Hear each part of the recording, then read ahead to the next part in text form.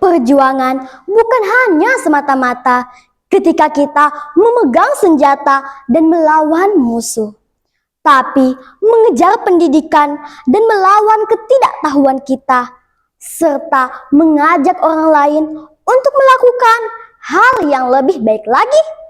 Itu juga merupakan perjuangan. Dewan juri yang saya hormati dan teman-teman yang saya sayangi, semoga kita semua dalam keadaan sehat walafiat. Amin ya rabbal alamin. Nah, sebelum memulai, izinkan saya memperkenalkan diri. Pergi berlibur ke taman bermain, mampir di kota membeli dadar. Perkenalkan, nama saya Nawal Qurratu Ain, perwakilan dari SD Negeri 060 PK Bata, Kabupaten Polewali Mandar. Assalamualaikum warahmatullahi wabarakatuh. Kali ini saya akan menceritakan sejarah yang mungkin saja masih ada di antara kita yang belum tahu kisah ini. Kisah ini saya ambil dari buku yang berjudul Jejak Wali Nusantara yang ditulis oleh Zuhuriyah SPD MA dan diterbitkan oleh Pustaka Ilmu Yogyakarta tahun 2013. Seperti apa kisahnya teman-teman? Silakan disimak baik-baik ya. Dikisahkan pada tahun 1839 di Tanah Mandar, tepatnya di daerah Pambusuang, lahirlah seorang anak laki-laki yang kelak akan menjadi salah satu ulama besar yang menyebarkan ajaran Islam di Tanah Mandar. Anak laki-laki itu bernama Junaihin Namli. Ya, nama yang sangat asing kala itu, bahkan mungkin hingga saat ini. Nama indah dan unik yang berarti sayap semut.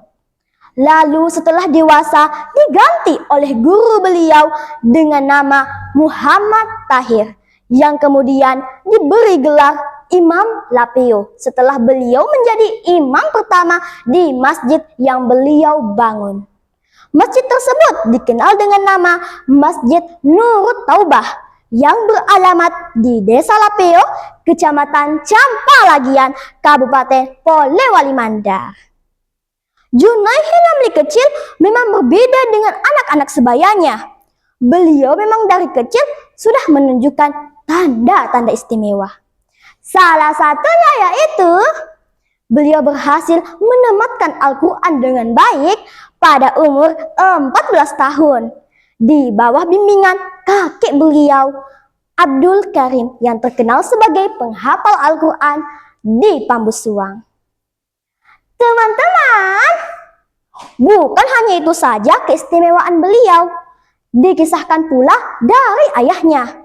Waktu beliau berumur 5-6 tahun, beliau diajak oleh ayahnya pergi melaut di perairan Teluk Mandar untuk memancing ikan di malam hari. Dalam bahasa Mandar yang berarti mangoli. Cus, cus. Perahu berlayar di lautan luas dengan gemulai.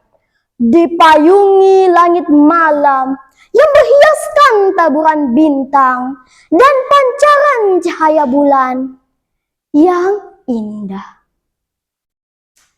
Tiba-tiba, celepuk, celepuk, terdengar suara benda jatuh ke laut. Yang ternyata setelah sang ayah melihat ke belakang, Junaihin Namli kecil tidak ada lagi di tempatnya semula. Beliau terjatuh ke dalam laut. Sang ayah dengan suara keras memanggil-manggil nama beliau. Junaihin! Junaihin! Tapi tidak ada jawaban sama sekali. Sang ayah terus mencari dan mencari dengan perasaan sedih. Karena anak laki-laki satu-satunya tenggelam ke dasar laut. Sang ayah terus memanggil-manggil nama beliau. Hingga akhirnya terdengarlah suara yang berkata, "Pak, Nenek Dae." Yang berarti, "Ayah, saya di sini." Lalu dengan segera sang ayah menarik tangan Junahin Namli kecil ke dalam perahu. Dan mereka berdua pulang dengan rasa syukur dan gembira. Dan masih banyak lagi kisah-kisah ajaib beliau yang lainnya. Bahkan hingga saat ini, banyak nelayan yang datang berziarah ke makam beliau ketika akan berlayar dan ketika ada seseorang yang akan pergi untuk menuntut ilmu. Nah, teman-teman, seiring berjalannya waktu, Junahin Namli kecil kini beranjak remaja. Beliau antusias untuk belajar dan terus belajar di bidang apapun, khususnya di bidang agama. Beliau tidak hanya menuntut ilmu di daerah Pembusuang saja, tapi beliau juga pergi mengejar pendidikan hingga ke luar negeri. Wah, hebat ya teman-teman.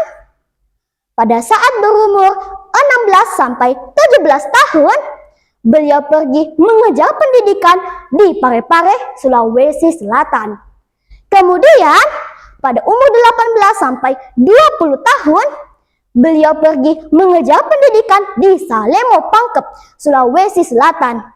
Lalu, pada umur 20-21 tahun, beliau pergi mengejar pendidikan di Padang, Sumatera Barat. Dan pada umur 22-23 tahun, beliau pergi mengejar pendidikan di kota Mekah hingga ke Istanbul. Teman-teman, dalam perjalanan beliau untuk mengajarkan ilmu atau berdakwah, pada awalnya banyak menemukan penolakan. Ditambah lagi kala itu tanah Mandar masih dalam kondisi penjajahan Belanda. Yang jangankan untuk mengajarkan ilmu pengetahuan, untuk saling ketemu dengan rasa aman pun itu sangatlah sulit. Tapi itu tidak membuat beliau menyerah begitu saja. Beliau tetap berjuang untuk terus berdakwah agar kita menjadi manusia yang lebih berpengetahuan luas dan lebih mengenal Tuhan kita. Jadi teman-teman, pelajaran yang dapat kita petik dari kisah ini adalah jangan pernah berhenti berjuang untuk terus belajar, untuk terus menuntut ilmu sampai ke ujung dunia sekalipun. Karena menuntut ilmu merupakan kewajiban kita semua. Dan jangan pernah menyerah untuk mengajarkan ilmu yang sudah kita miliki, apapun penghalang yang ada di hadapan kita. Teman-teman, demikian sejarah singkat tadi yang dapat saya sampaikan, dikarenakan waktu yang terbatas. Karena sebenarnya masih banyak lagi perjuangan dan karomah dari sosok tokoh pejuang spiritual, pejuang pendidikan Kiai Haji Muhammad Tahir Imam Lapio yang sangat perlu kita ketahui dan kita teladani tentunya. Bernyanyi gembira bersama Kak Rini. Alat musiknya seruling dan gitar yang dipetik. Cukup sampai di sini dulu cerita kali ini. Semoga dari kisah tadi banyak pelajaran yang bisa dipetik. Salam literasi, mari kita tingkatkan minat baca kita karena membaca adalah jendela dunia. Wassalamualaikum warahmatullahi wabarakatuh.